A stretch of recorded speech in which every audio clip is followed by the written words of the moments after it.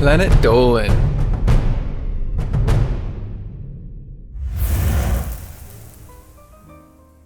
What restaurant franchise closed after causing the biggest Hepatitis-A outbreak in American history? What doomed hamburger chain invented a version of the Happy Meal 6 years before McDonald's? Some of these were successful for a while, and some bombed from the start. But here are 15 restaurants that just absolutely tanked. I'm Pringle the One, and today, I'll be your narrator.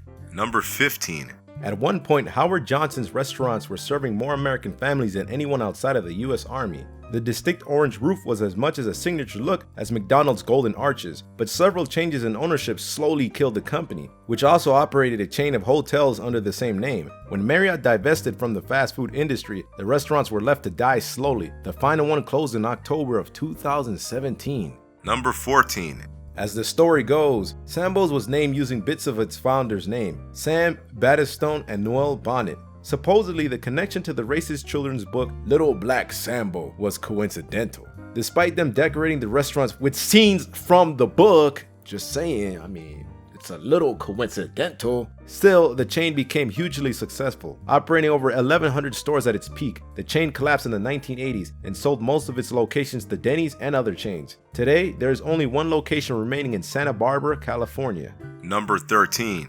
Country singer Kenny Rogers opened his famous line of rotisserie chicken restaurants in 1991, grew to over 400 locations, went bankrupt, and closed all but one by 1998. It is now best remembered as being a plot device in a pretty good episode of Seinfeld. But believe it or not, Kenny Rogers Roasters, after a couple of ownership changes, it is hugely successful and a fast-growing chain in Asia. There are over 150 locations across Southeast Asia, including one in the Beijing Capital International Airport. Number 12. It might not be hard to imagine how a restaurant based around hot dogs would go out of business, but Lum's steamed their hot dogs in beer. So they did okay for a while there. Unfortunately, the owners of the successful Florida franchise extended themselves too far, buying the Caesars Palace Casino on the Las Vegas Strip in 1969 and selling the Lum's hot dog franchises. The franchise and its new owners were bankrupt by 1982. Maybe you should have started developing a beer company, or it could have been Beers and Dogs, Beer Dog. Number 11.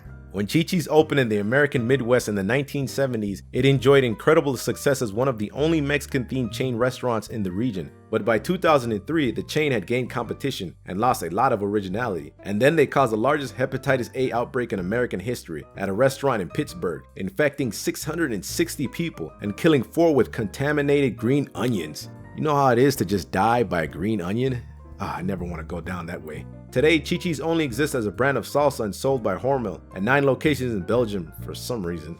Number 10. Child is one of the first casual dining chains in the United States ever. It brought restaurant-style dining, which was once a uniquely high class at prices normal people could afford. It was one of the first chains to maintain a consistent look between branches for branding recognition. Childs peaked in the 1920s and the 1930s, but began to tank after owner William Childs began to shift the menu to his own vegetarian preferences. In 1961, it was bought and phased out by the Reyes organization, owners of TGI, Fridays, Applebee's, and Dunkin' Donuts. Number 9. Norman Brinker is the man behind the Jack in the Box and Chili's, but he's also the man behind the far less successful Steak and Ale. Steak and Ale was one of the first restaurants to feature a self-serve salad bar, and in 1966, it served an 8-ounce steak for $1.95. But Steak and Ale signaled a boom in the fast casual style of dining, and it couldn't keep up with its new competition. Its last 50 locations closed in 2009, but the owners of Bennigan's have bought the rights to the chain and are planning to revive it. Number 8. Geno's Hamburgers was opened by NFL Hall of Famer Gino Marchetti and became one of the first fast food restaurants to use sports as a major selling point in 1957. The chain did well until it was bought by Roy Rogers in 1982, which converted most of the locations and then tanked those locations as well. The chain was revived in 2010 and now operates 2 locations in Pennsylvania under the name Geno's Burgers and Chicken. Sounds delicious. And I'm a vegan. Number 7. Unlike many of these franchises, Roy Rogers actually somewhat survived its nosedive, but in 1990, the franchise operated 648 locations. Today, it barely has 50. Most of the other 600 locations were sold to Burger King, Wendy's, and Boston Market. Others were converted to Hardee's. The chain may be making a comeback though, as 8 East Coast franchises opened in 2015 and 2016 alone.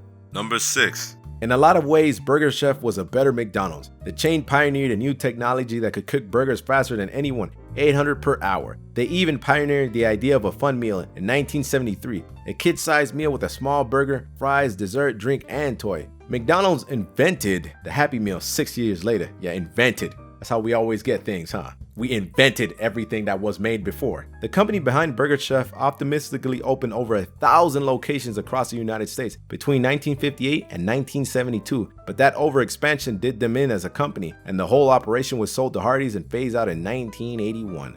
R.I.P. Burger Chef. Number 5. Minnie's Pearl Chicken came up in the 1960s as a competitor or imitator to newly established chain Kentucky Fried Chicken, and unlike KFC, it had the name of a famous country starlet attached to it. The company behind the chain started selling franchises faster than they could open them. They had sold 300 stores, but only opened 5. At that point, they took their stock public and announced 2 new franchise ideas, one chain named after a gospel singer and Minnie Pearl's roast beef. Soon, the company's practice of expand first, run a business later caught up with it. Not only were their individual businesses not especially successful, but they were artificially inflating stock prices by misreporting franchise fees for locations that never opened. They became the subject of a federal fraud investigation, and that was the end of Minnie Pearl's Chicken. Number 4. G.D. Ritzy's was a Columbus, Ohio-based chain of 50s diner-themed burger joints. The restaurants grew out of management dispute with a number of local Wendy's franchises, who eventually split and opened their own chain together. The first location opened in 1980, but all the local restaurants were closed by 1991, leaving only 3 operating franchises in West Virginia, Indiana, and Kentucky. Plans are currently in motion to reopen a Ritzy's in Columbus at the site of a former used car lot. Doesn't get any more ghetto than that, but that is definitely 1950s. Number 3. For some reason, this southeastern US seafood chain went by 2 names, the Shrimp Boat, that's boat, singular, and Shrimp Boats, that's boats, plural. Adding the S was apparently an attempt at rebranding, but why? And the history of this franchise is even more confusing than that. Most of the franchises were independently owned and simply rebranded to become Shrimp Boats, which means this was barely a chain at all. It was more like just a bunch of seafood restaurants that happen to share a name. 5 of them still exist, and the only thing they seem to share in common is the sign. Number 2. White Tower was a blatant ripoff of White Castle. Developed after its creator investigated the White Castle franchise and then hired one of its operators, they even designed the restaurant with the twin castle towers. Despite the obvious infringement, White Tower was fairly successful, expanding even during the Great Depression and eventually opening 230 locations. Eventually, White Castle won a court ruling against their blatant copycats, forcing them to change their design. The company eventually imploded, and now the last White Tower sits alone in Toledo, Ohio. And I'm also guessing they never got a Harold and Kumar. Harold and Kumar, Journey to White Tower. That's definitely a bootlegged movie if you ever heard one. Number 1. At most, there were only ever 10 locations of the official All-Star Cafe, but you'd never know it because there was an all-out blitz of advertising about it in the 1990s. It was basically a Planet Hollywood or Hard Rock Cafe, but for sports. Shaq, Ken Griffey Jr., Wayne Gretzky, and Joe Montana all invested in it and advertised for it. But despite the star power behind it, the All-Star Cafe opened in 1995 and closed its final location in 2007 for a total of 12 years in business. I would say that's pretty good, especially for Shaq. You know, when he's actually busy not making those free throws, he's got to run something. At least he can run a business. This video was made possible by our fans over on Patreon. Thanks for your support, guys. Hope you guys enjoyed the video. Peace.